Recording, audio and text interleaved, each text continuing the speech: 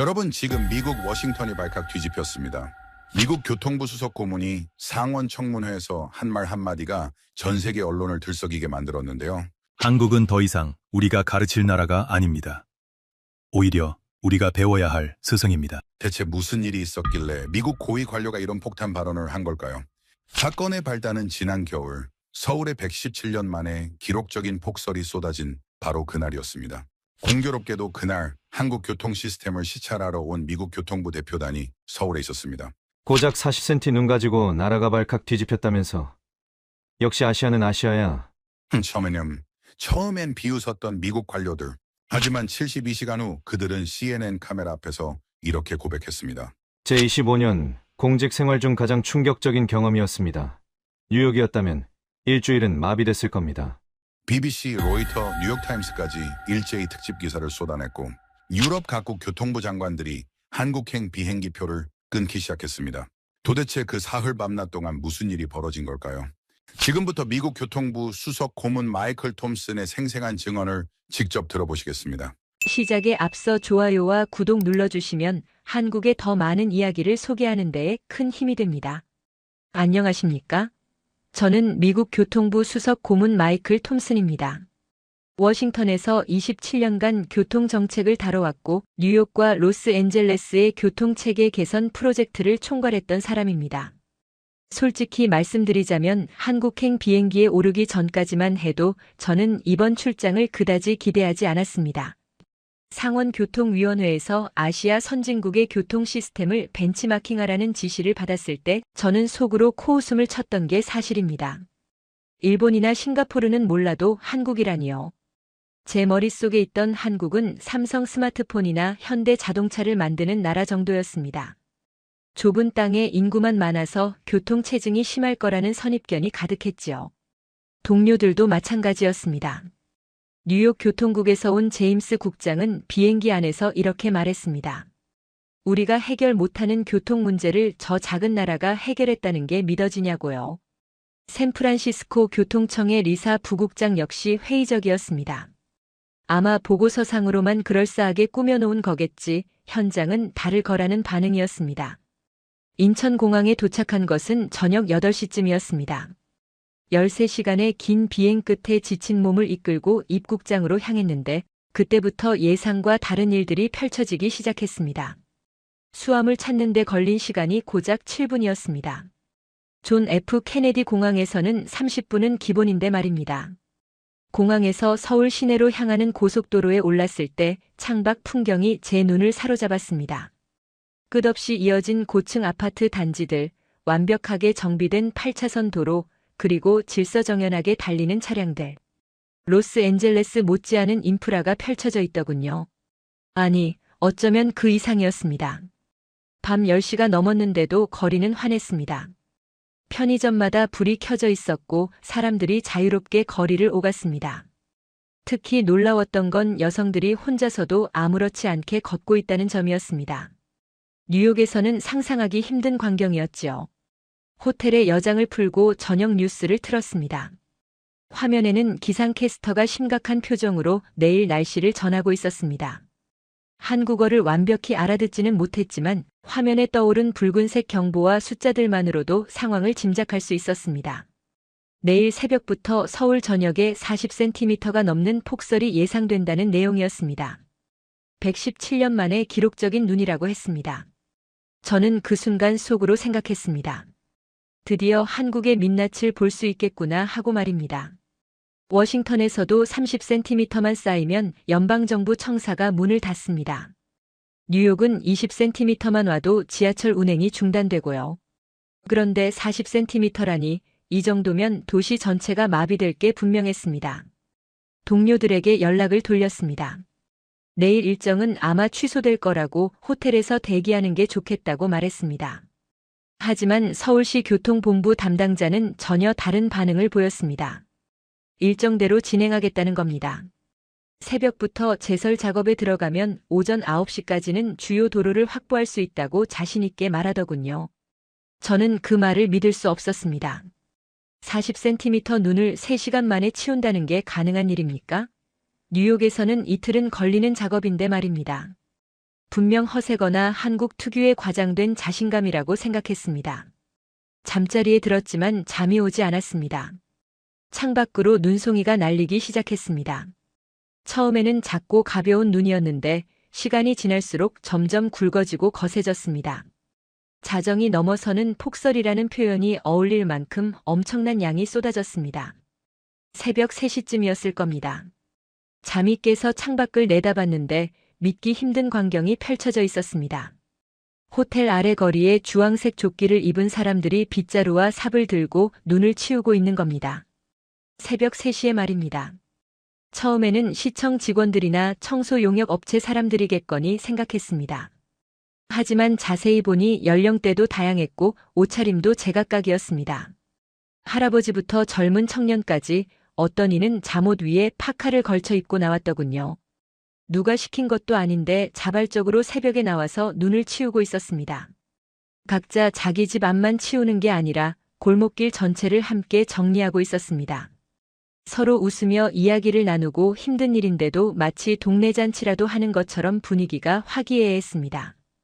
27년간 교통정책을 다루면서 수많은 도시를 봤지만 이런 광경은 처음이었습니다. 미국에서는 눈이 오면 시민들은 집 안에서 시청에 전화를 걸어 항의합니다. 왜 우리 집 앞 눈을 안 치우냐고 세금을 내는데 왜 서비스가 이 모양이냐고 말입니다.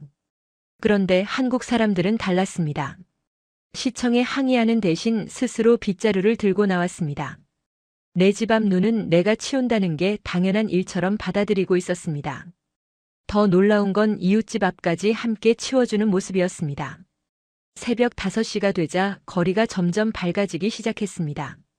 제설차들이 움직이기 시작했고 더 많은 시민들이 거리로 나왔습니다. 그들은 제설차가 지나갈 길을 미리 만들어주고 있었습니다. 기계와 사람이 완벽하게 협력하는 모습이었지요. 아침 7시에 호텔 로비로 내려갔습니다. 서울시 담당자가 예정대로 기다리고 있었습니다. 주요 도로는 이미 확보되었다고 지하철도 정상 운행 중이라고 말했습니다. 저는 반신반의하며 차에 올랐습니다. 거리로 나서자 정말로 도로가 깨끗하게 치워져 있었습니다. 불과 4-5시간 전까지만 해도 40cm가 넘는 눈이 쌓여있던 곳인데 말입니다. 차량들이 정상적으로 달리고 있었고 버스들도 제 시간에 운행되고 있었습니다. 제 눈을 의심할 수밖에 없었습니다. 이게 어떻게 가능한 일입니까? 뉴욕이었다면 최소 이틀은 도시가 마비되었을 텐데 말입니다. 서울교통관제센터로 향하는 길이었습니다. 차창 밖으로 보이는 거리마다 사람들이 여전히 눈을 치우고 있었습니다. 상점 주인들은 가게 앞 인도를 깨끗이 정리했고 아파트 경비원들은 단지 입구의 경사로에 염화칼슘을 뿌리고 있었습니다. 한 골목길에서는 70대로 보이는 노인이 허리를 굽힌 채 빗자루질을 하고 있었습니다. 그 옆에서 20대 청년이 달려와 할아버지 손에서 빗자루를 빼앗아 대신 쓸어주는 모습이 눈에 들어왔습니다. 누가 부탁한 것도 아닌데 자연스럽게 서로 돕고 있더군요. 관제센터 건물은 생각보다 소박했습니다. 화려한 외관을 기대했던 저로서는 다소 의외였지요. 하지만 내부로 들어서자 완전히 다른 세계가 펼쳐졌습니다. 벽면 가득 설치된 대형 화면들에는 서울 전역의 도로 상황이 실시간으로 표시되고 있었습니다. 뉴욕 교통관제센터도 첨단 시스템을 갖추고 있지만 이곳은 규모부터 달랐습니다. 500여 개의 화면이 동시에 작동하고 있었고 각 화면마다 도로 곳곳의 상황이 생생하게 비춰지고 있었습니다. 놀라운 건 폭설이 쏟아진 상황인데도 교통 흐름이 거의 정상이라는 점이었습니다. 담당 국장이 시스템을 설명하기 시작했습니다. 서울시에는 제설차 600대가 배치되어 있고 각 차량의 위치가 실시간으로 추적된다고 했습니다. 인공지능이 적설량과 기온을 분석해서 제설차의 최적 경로를 계산해준다는 설명이었습니다. 하지만 제가 정말 놀란 건 따로 있었습니다. 화면 한쪽에 시민 제보 현황이라는 창이 떠 있었는데 거기에 실시간으로 수백 건의 메시지가 올라오고 있었습니다. 강북구 어느 골목길에 눈이 많이 쌓였다는 제보, 은평구 언덕길이 위험하니 염화칼슘이 필요하다는 요청, 종로구 이면도로에서 차량이 미끄러졌다는 신고까지 다양했습니다. 담당자가 설명하길 이런 시민 제보가 하루 평균 2,000건이 넘는다고 했습니다. 특히 오늘 같은 폭설에는 5천 건을 훌쩍 넘었다더군요. 이 정보들이 관제센터로 모이면 직원들이 즉시 해당 지역에 제설차를 보내거나 인근 소방서에 협조를 요청한다고 했습니다. 저는 그제야 깨달았습니다. 이 도시의 제설 시스템은 단순히 기계와 인력만의 문제가 아니었습니다. 1,000만 명의 시민이 모두 센서가 되어 실시간으로 정보를 제공하고 있었던 겁니다. 어떤 첨단 장비도 이런 밀도의 정보망을 만들어낼 수는 없습니다. 뉴욕에서는 시민들이 시청에 불만을 제기하는 전화만 걸어댑니다. 눈을 왜 안 치우냐는 항의만 가득하지요. 하지만 한국 시민들은 불평 대신 정보를 보내고 있었습니다. 어디가 위험한지, 어디에 도움이 필요한지 스스로 알려주고 있더군요.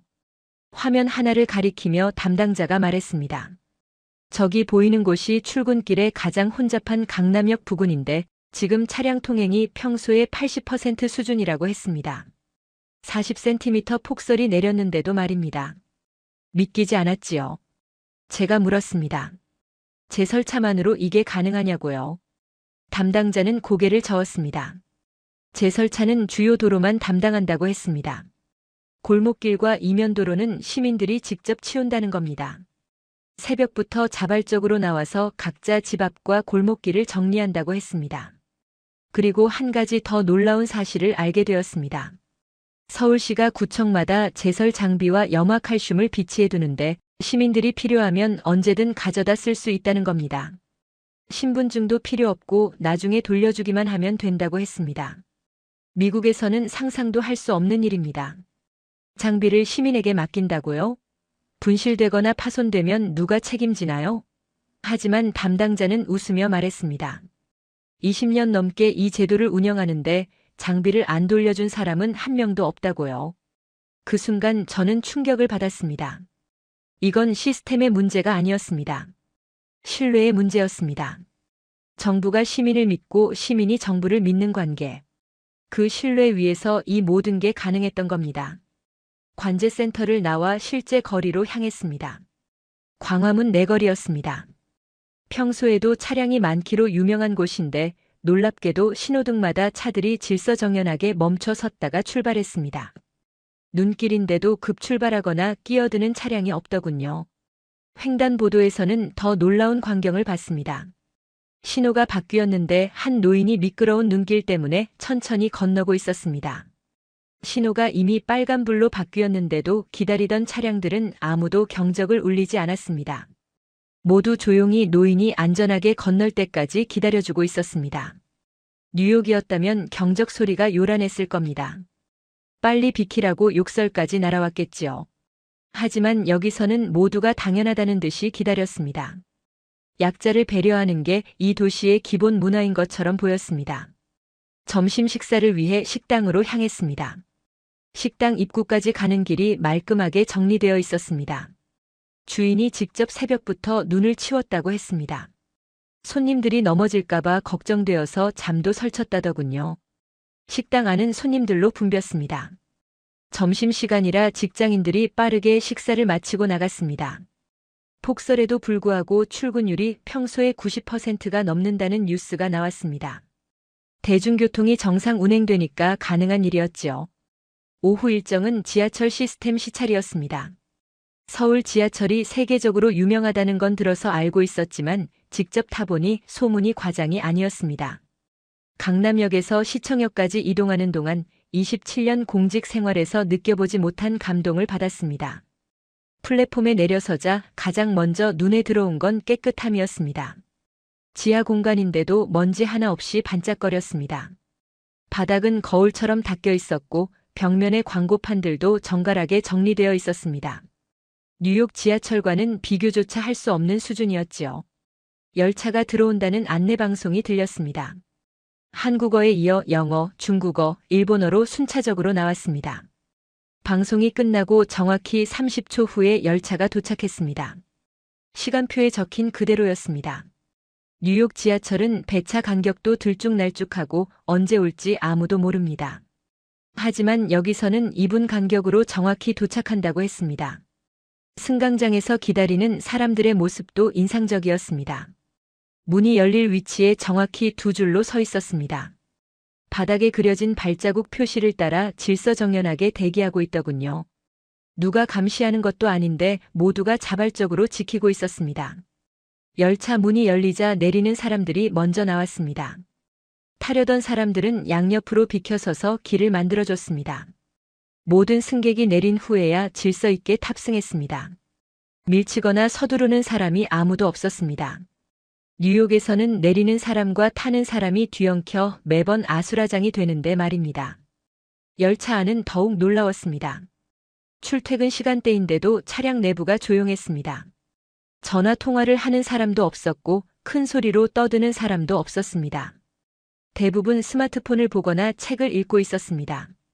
이어폰을 끼고 음악을 듣는 사람들도 소리가 새어나오지 않도록 조심하는 모습이었습니다. 좌석 배치도 독특했습니다. 일반 좌석과 구분된 색다른 좌석들이 눈에 띄었습니다. 분홍색으로 표시된 임산부 배려석, 노란색 노약자석, 그리고 휠체어 공간까지 세심하게 구분되어 있었습니다. 더 놀라운 건 젊은 사람들이 그 자리에 절대 앉지 않는다는 점이었습니다. 한 젊은 직장인이 임산부석 앞에 서 있었습니다. 다른 일반석은 꽉 찼는데 임산부석만 비어 있었습니다. 그 청년은 30분 넘게 서서 갔습니다. 임산부가 타지 않았는데도 그 자리를 지킨 겁니다. 언제 임산부가 탈지 모르니까 비워두는 거라고 안내자가 설명했습니다. 뉴욕 지하철에도 노약자석이 있긴 합니다. 하지만 지켜지지 않습니다. 젊은 사람들이 버젓이 앉아 있고 노인이 앞에 서 있어도 모른 척합니다. 양보를 부탁하면 오히려 화를 내는 경우도 많습니다. 하지만 여기서는 누가 강요하지 않아도 스스로 지키고 있었습니다. 한 역에서 휠체어를 탄 장애인이 탑승했습니다. 역무원이 경사판을 설치해주고 안전하게 탈 수 있도록 도왔습니다. 그 모습을 지켜보던 승객 한 명이 자리에서 일어나 휠체어 옆 공간을 만들어줬습니다. 다른 승객들도 자연스럽게 조금씩 자리를 비켜줬습니다. 아무도 불편한 표정을 짓지 않았습니다. 오히려 당연한 일이라는 듯 조용히 협조했습니다. 장애인을 배려하는 게 특별한 선행이 아니라 기본 예의로 받아들여지고 있었습니다. 열차가 다음 역에 도착할 때마다 안내방송이 정확했습니다. 환승역에서는 어느 쪽 문으로 나가야 하는지, 몇 번 출구가 어디로 연결되는지 상세하게 알려줬습니다. 처음 오는 외국인도 헤매지 않도록 배려한 시스템이었습니다. 역 내부의 안내판도 인상적이었습니다. 한국어, 영어, 중국어, 일본어가 모두 표기되어 있었고 노선도도 색상별로 명확하게 구분되어 있었습니다. 숫자와 색깔만 보고도 어디로 가야 할지 금방 알 수 있었습니다. 환승 통로를 걸으면서 또 하나 놀란 점이 있었습니다. 통로 길이가 상당히 긴데도 에스컬레이터가 여러 곳에 설치되어 있었습니다. 계단만 있는 게 아니라 엘리베이터까지 갖춰져 있었습니다. 노약자나 장애인, 큰 짐을 든 사람들을 배려한 시설이었습니다. 뉴욕 지하철은 엘리베이터가 없는 역이 태반입니다. 휠체어를 탄 사람은 아예 이용할 수 없는 역들이 수두룩합니다. 하지만 서울은 모든 역에 엘리베이터가 설치되어 있다고 했습니다. 300개가 넘는 역 모두의 말입니다. 시청역에서 내려 지상으로 올라왔습니다. 출구로 나가는 계단 옆에는 자전거를 끌고 올라갈 수 있는 경사로가 설치되어 있었습니다. 작은 배려였지만 이런 세심함이 곳곳에 녹아 있었습니다. 지하철 본부로 이동해서 관계자를 만났습니다. 폭설에도 전 노선이 정상 운행된 비결을 물었습니다. 관계자는 예비 전력 시스템과 제설 장비 덕분이라고 설명했습니다. 하지만 그보다 중요한 건 승객들의 협조라고 덧붙였습니다. 폭설이 내리면 승객이 평소보다 30% 이상 늘어난다고 했습니다. 버스나 자가용 대신 지하철을 이용하기 때문입니다. 그런데도 큰 혼란이 없는 이유는 승객들이 서로 양보하고 배려하기 때문이라고 했습니다. 저는 그제야 깨달았습니다. 이 지하철 시스템의 진짜 힘은 첨단 기술이 아니었습니다. 시민들의 성숙한 시민의식이었습니다. 아무리 좋은 시스템을 만들어도 사람들이 협조하지 않으면 무용지물입니다. 하지만 여기서는 시스템과 시민이 완벽하게 조화를 이루고 있었습니다. 저녁 무렵 호텔로 돌아오는 길에 한강 다리를 건넜습니다. 다리 위에서 내려다본 한강변 풍경이 장관이었습니다. 강 양쪽으로 자전거 도로가 깔끔하게 정비되어 있었고 가로등이 따뜻한 빛을 내뿜고 있었습니다. 폭설이 내렸는데도 한강변 산책로에는 사람들이 나와 있었습니다. 조깅하는 사람, 자전거 타는 사람, 산책하는 가족들까지 다양했습니다. 밤 8시가 넘었는데도 여성들이 혼자서 운동하는 모습이 눈에 띄었습니다. 안내자에게 물었습니다. 밤에 여성 혼자 다녀도 안전하냐고요? 안내자는 당연하다는 표정으로 답했습니다. 한강공원은 24시간 개방되고 곳곳에 폐쇄회로 텔레비전이 설치되어 있으며 경찰 순찰도 수시로 돈다고 했습니다. 강력 범죄가 거의 발생하지 않는다고 덧붙였습니다. 뉴욕의 센트럴파크는 해가 지면 위험합니다. 여성은 물론이고 남성도 혼자 다니기 조심스럽습니다. 하지만 한강공원은 밤에도 안전했습니다. 이게 바로 선진국과 그렇지 않은 나라의 차이구나 싶었습니다. 다음 날 아침 일찍 일어나 호텔 주변을 걷기로 했습니다. 새벽 6시였는데 벌써 거리가 분주했습니다. 편의점에서 커피를 사는 직장인들, 학교 가는 학생들, 출근 준비를 하는 사람들로 북적였습니다. 한 편의점에 들어가 봤습니다. 작은 가게였지만 없는 게 없었습니다. 먹을거리는 물론이고 생활용품, 의약품까지 갖춰져 있었습니다. 계산대에서는 공과 금도 낼 수 있고 택배도 붙일 수 있다고 했습니다. 심지어 은행 업무도 가능하다더군요. 점원에게 물었습니다. 24시간 운영하냐고요? 그렇다고 했습니다. 한국에는 이런 편의점이 5만 개가 넘는다고 했습니다. 어디서든 10분만 걸으면 편의점을 만날 수 있다는 뜻이었습니다. 미국에도 편의점이 있긴 합니다. 하지만 24시간 여는 곳은 많지 않고 밤에는 위험해서 가기 꺼려지는 곳도 많습니다. 하지만 한국의 편의점은 안전했고 깨끗했고 친절했습니다. 아침 식사 후 서울시청을 방문했습니다. 시장을 만나기로 되어 있었습니다. 시장실에 들어서자 벽면에 걸린 대형 화면이 눈에 들어왔습니다. 서울 전역의 실시간 상황이 한눈에 보였습니다. 시장이 직접 설명했습니다. 어제 폭설로 제설 작업에 동원된 인력이 3만 명이 넘었다고 했습니다. 그중 공무원과 용역 직원은 5천 명 정도였고 나머지는 자원봉사자였다고 했습니다. 2만 5천 명이 자발적으로 나와서 눈을 치운 겁니다. 저는 믿기지 않았습니다. 2만 5천 명이 자원봉사로 나왔다고요? 시장은 고개를 끄덕이며 말했습니다. 한국에서는 당연한 일이라고 내 집 앞 눈은 내가 치운다는 게 기본 정신이라고 했습니다. 미국에서는 상상도 할 수 없는 일입니다. 폭설이 내리면 시민들은 집 안에서 난방을 틀고 시청에 항해 전화나 겁니다. 자원봉사로 나온다는 건 꿈도 꾸지 못할 일입니다. 하지만 한국은 달랐습니다. 시장이 덧붙였습니다. 한국은 전쟁을 겪은 나라라고 어려운 시기를 함께 이겨낸 경험이 있다고 했습니다. 그래서 위기가 닥치면 서로 돕는 게 몸에 배어 있다고 했습니다. 공동체 정신이 살아있는 거라고 했습니다. 그 말을 듣고 많은 생각이 들었습니다. 미국은 개인주의가 발달한 나라입니다. 내 일은 내가 알아서 하고 남의 일에 간섭하지 않는 게 미덕입니다. 하지만 그 개인주의가 때로는 이기주의로 변질되기도 합니다. 위기 상황에서 각자 도생하게 만드는 겁니다. 오후에는 한국의 기업들을 방문하기로 했습니다. 첫 방문지는 삼성전자 본사였습니다. 수원에 있는 거대한 캠퍼스를 둘러보는데 규모에 압도당했습니다. 미국의 실리콘밸리 기업들과 견주어도 전혀 뒤지지 않는 시설이었습니다. 연구소를 견학하는데 젊은 엔지니어들이 밤늦게까지 일하고 있었습니다. 이미 저녁 9시가 넘었는데도 불이 환하게 켜진 건물이 여러 채였습니다. 안내자가 말하길 한국 직장인들은 야근이 잦다고 했습니다. 일에 대한 열정이 대단하다고 덧붙였습니다. 한 엔지니어와 짧게 이야기를 나눴습니다.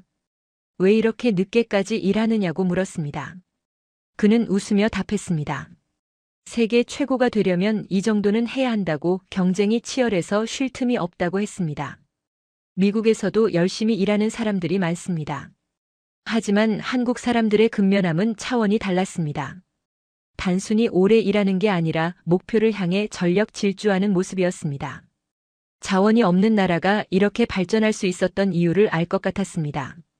다음으로 방문한 곳은 스타트업 밀집 지역인 강남의 한 건물이었습니다. 20층짜리 건물 전체가 젊은 창업자들의 사무실로 채워져 있었습니다. 각 층마다 다양한 아이디어를 가진 팀들이 열정적으로 일하고 있었습니다. 한 스타트업 대표를 만났습니다. 20대 후반의 젊은 청년이었습니다.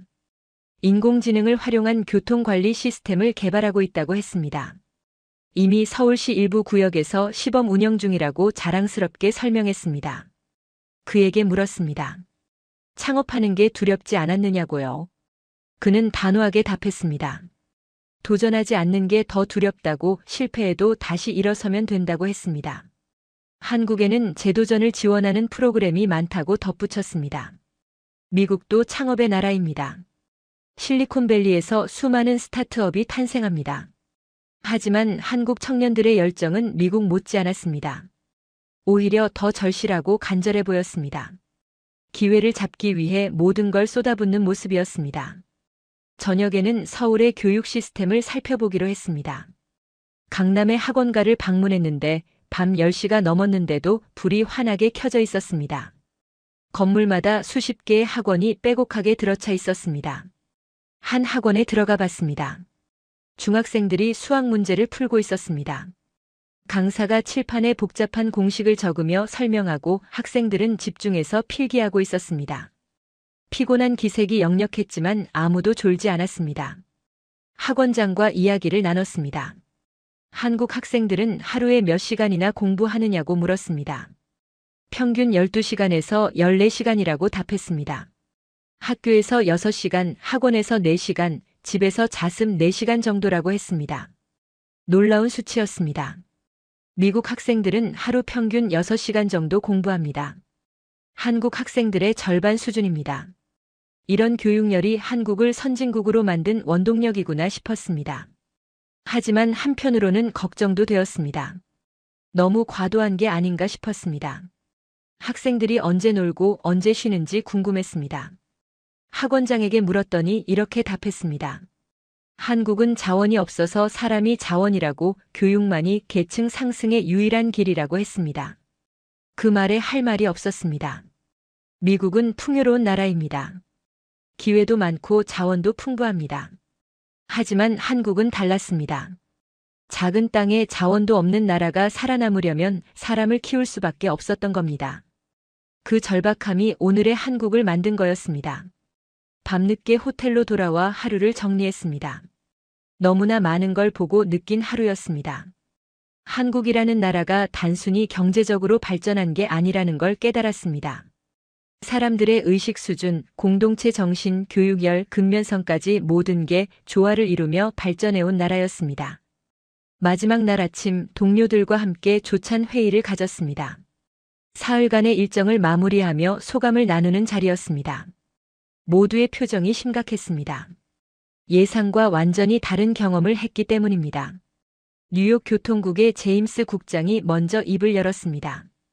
우리가 한국을 너무 무시했다고, 배울 점이 정말 많은 나라라고 고백했습니다. 특히 시민들의 자발적 참여가 인상 깊었다고 했습니다. 뉴욕에서는 불가능한 일이라고 덧붙였습니다. 샌프란시스코의 리사 부국장도 동의했습니다. 기술보다 중요한 게 사람이라는 걸 배웠다고 했습니다. 아무리 첨단 시스템을 갖춰도 시민들이 협조하지 않으면 무용지물이라고, 한국은 시스템과 시민의식이 완벽하게 조화를 이룬 나라라고 평가했습니다. 저도 제 생각을 정리해서 말했습니다. 27년 공직 생활 중 가장 큰 충격을 받았다고, 미국이 배워야 할 점이 한두 가지가 아니라고 했습니다. 특히 공동체 정신과 시민의식은 당장 벤치마킹해야 한다고 강조했습니다. 공항으로 가는 차 안에서 마지막으로 서울 거리를 둘러봤습니다. 폭설이 내린 지 이틀밖에 안 됐는데 이미 흔적을 찾기 힘들었습니다. 도로는 깨끗했고 차량들은 정상적으로 달렸고 사람들은 평소처럼 일상을 살아가고 있었습니다. 뉴욕이었다면 일주일은 혼란이 지속되었을 겁니다. 도로 곳곳에 눈이 남아있고 교통은 마비되고 시민들은 불평불만을 쏟아냈을 겁니다. 하지만 한국은 이틀 만에 모든 걸 정상화시켰습니다. 놀라운 회복력이었습니다. 인천공항에 도착해서도 놀라움은 계속되었습니다. 체크인부터 보안 검색까지 모든 과정이 신속하고 효율적이었습니다. 직원들은 친절했고 시설은 깨끗했고 동선은 완벽했습니다. 도착할 때는 몰랐는데 떠날 때 보니 정말 대단한 공항이었습니다. 탑승 게이트에서 마지막으로 서울을 바라봤습니다. 유리창 너머로 보이는 도시는 여전히 활기차게 움직이고 있었습니다. 사흘이라는 짧은 시간이었지만 제 인생관을 바꿔놓기에 충분한 경험이었습니다. 비행기가 이륙하며 한국 땅이 멀어졌습니다. 창밖으로 점점 작아지는 서울을 보며 다짐했습니다. 미국으로 돌아가면 제가 본 것, 느낀 것을 있는 그대로 보고하겠다고, 한국에서 배운 교훈을 미국에 적용할 방법을 찾겠다고 말입니다. 워싱턴에 도착한 건 현지 시간으로 그날 오후였습니다. 곧바로 교통부로 향해 긴급 보고서 작성에 들어갔습니다. 상원교통위원회에서 일주일 내로 보고서를 제출하라고 했기 때문입니다. 보고서를 쓰면서 한국에서 찍은 사진과 영상들을 다시 봤습니다. 새벽에 눈을 치우던 시민들, 질서정연한 지하철 승강장, 24시간 돌아가는 도시의 모습들. 하나하나가 미국과 대비되는 장면들이었습니다. 제목을 고민하다가 이렇게 정했습니다. 한국 교통 시스템의 진짜 비밀, 기술이 아니라 사람이었다. 27페이지 분량의 보고서에 제가 본 것, 느낀 것을 솔직하게 담았습니다.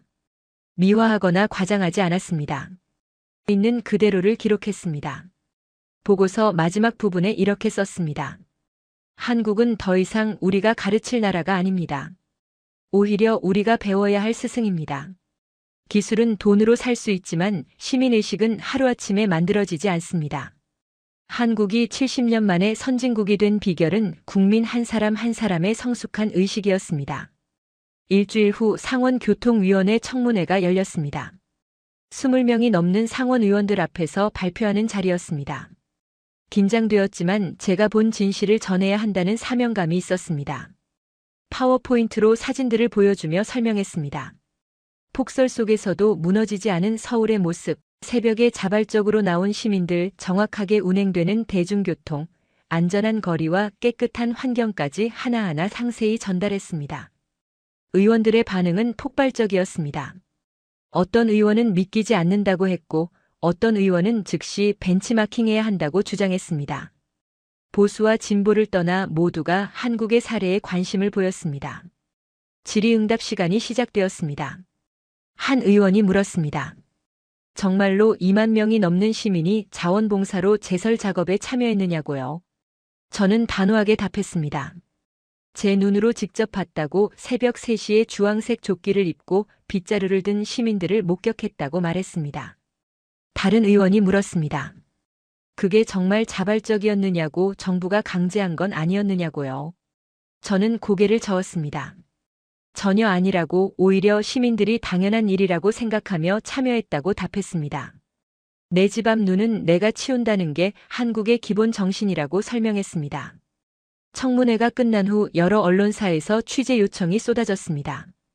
다음 날 주요 일간지에 제 인터뷰 기사가 실렸습니다. 미국 고위 관료가 한국을 극찬했다는 내용이었습니다.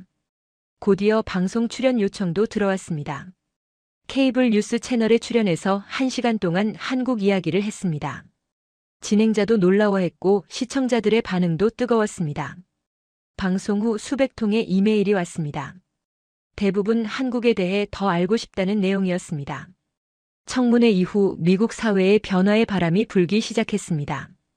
뉴욕시가 가장 먼저 움직였습니다. 시장이 직접 한국 방문을 추진했고 서울시와 교류 협력 양해각서를 체결했습니다. 교통 시스템뿐만 아니라 안전, 환경, 복지 등 다양한 분야에서 배우겠다는 내용이었습니다. 로스앤젤레스, 시카고, 샌프란시스코 같은 대도시들도 잇따라 한국 벤치마킹에 나섰습니다. 각 도시의 교통국장들이 서울을 방문했고 돌아와서는 한결같이 감탄했습니다. 제가 했던 말이 과장이 아니었다고, 오히려 실제로 보니 더 대단했다고 말했습니다. 연방교통부에서도 한국식 시스템 도입을 검토하기 시작했습니다. 특히 시민 참여형 제설 시스템에 관심이 높았습니다. 물론 미국 실정에 맞게 수정이 필요하겠지만 핵심 개념은 충분히 적용 가능하다는 평가였습니다. 제 개인적으로도 큰 변화가 있었습니다. 한국 경험을 정리해서 책으로 출간했습니다. 제목은 서울의 눈, 미국의 눈이었습니다. 폭설 속에서 본 두 나라의 차이를 담은 내용이었습니다. 출간 한 달 만에 베스트셀러에 올랐고 여러 대학에서 교재로 채택했습니다. 강연 요청도 끊이지 않았습니다. 대학, 기업, 정부 기관 등에서 한국 이야기를 해달라고 했습니다. 처음에는 한두 번 하려 했는데 반응이 좋아서 1년 내내 전국을 돌아다니며 강연했습니다. 가장 기억에 남는 강연은 하버드 대학에서였습니다. 케네디 스쿨에서 열린 특강에 500명이 넘는 학생들이 몰렸습니다. 강의실이 꽉 차서 복도에 서서 듣는 학생들도 있었습니다. 강연 후 질문 시간에 한 학생이 물었습니다.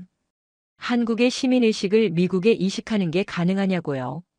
저는 솔직하게 답했습니다. 쉽지 않을 거라고 하지만 불가능하지도 않다고 말했습니다. 시작은 교육이라고 어릴 때부터 공동체 의식을 가르쳐야 한다고 강조했습니다. 시간이 흐르며 작은 변화들이 생겨나기 시작했습니다. 일부 지역에서 자원봉사 제설단이 조직되었습니다. 처음에는 참여자가 적었지만 점차 늘어났습니다. 언론에서 긍정적으로 보도하면서 동참하는 사람들이 많아졌습니다. 지하철 에티켓 캠페인도 시작되었습니다.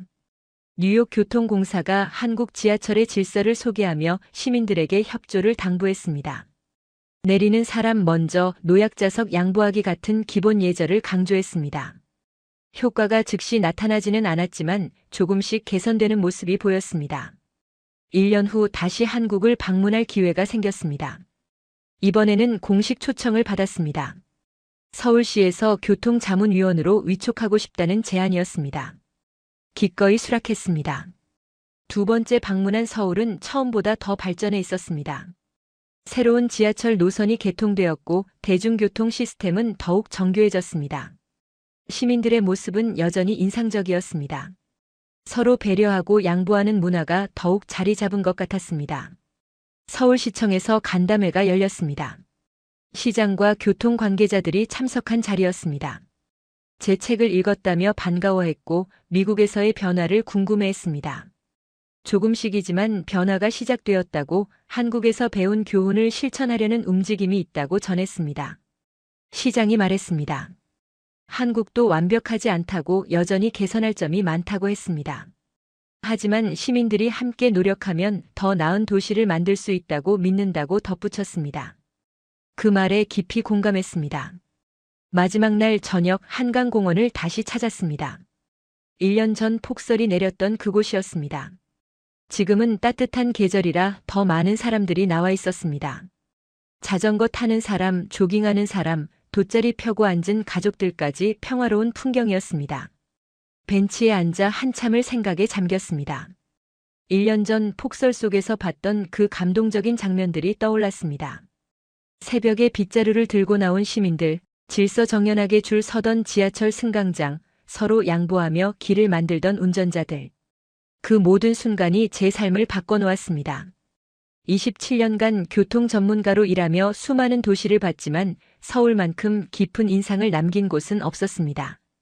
기술과 시스템도 훌륭했지만 진짜 배운 건 사람이었습니다. 공동체를 생각하는 마음, 서로 돕는 문화, 위기 앞에서 하나 되는 힘. 그것이 한국을 특별하게 만든 비결이었습니다. 미국으로 돌아가는 비행기 안에서 다짐했습니다. 앞으로도 계속 한국에서 배운 교훈을 전파하겠다고, 미국이 더 나은 사회가 되도록 노력하겠다고 말입니다.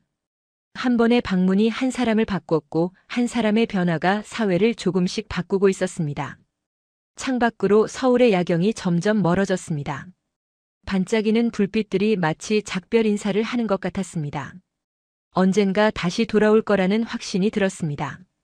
그리고 그때는 더 많은 미국인들과 함께 와서 이 위대한 도시에서 더 많은 것을 배우고 싶다는 생각이 들었습니다. 폭설로 시작된 예상치 못한 경험이 제 인생의 전환점이 되었습니다. 한국이라는 나라, 서울이라는 도시, 그리고 그곳 시민들이 보여준 위대함을 저는 평생 잊지 못할 것입니다. 이것이 바로 제가 상원 청문회에서 한국은 우리의 스승이라고 말한 이유입니다. 오늘 사연은 여기까지입니다. 서울 폭설 속에서 목격한 놀라운 시민의식에 감동받아 미국 전역에 한국을 알린 스토리 어떠셨나요? 사연의 주인공에게 응원의 댓글을 남겨주세요. 지금까지 감동정거장에서 사연 전해드렸습니다. 사연이 마음에 드셨다면 좋아요와 구독 부탁드립니다. 시청해주셔서 감사합니다.